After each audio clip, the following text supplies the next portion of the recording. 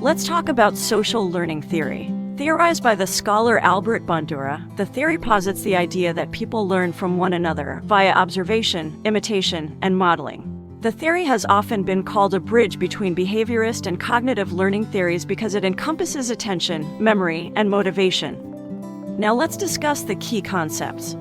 Observation and modeling. People learn through observing others' behavior, attitudes, and outcomes of those behaviors.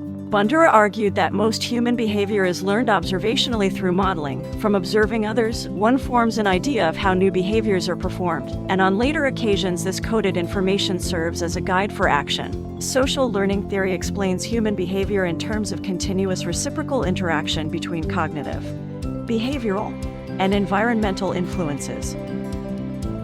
There are 4 necessary conditions for effective modeling. First, attention. Various factors increase or decrease the amount of attention paid.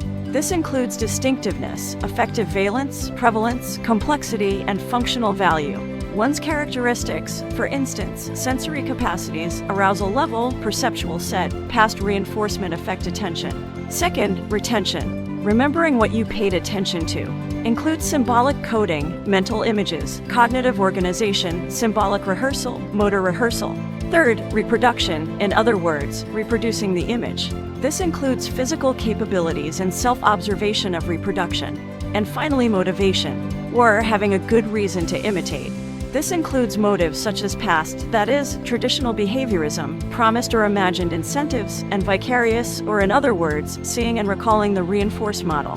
Reciprocal determinism. Bandura believed in the idea of reciprocal determinism, that is, the idea that both the world and a person's behavior cause each other, while on the other hand behaviorism essentially states that only one's environment causes one's behavior.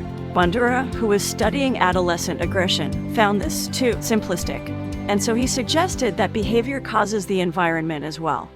Later, Bandura soon considered personality as an interaction between 3 components: the environment, behavior, and one's psychological processes, that is, one's ability to entertain images in minds and language. And that's a summary of Bandura's social learning theory.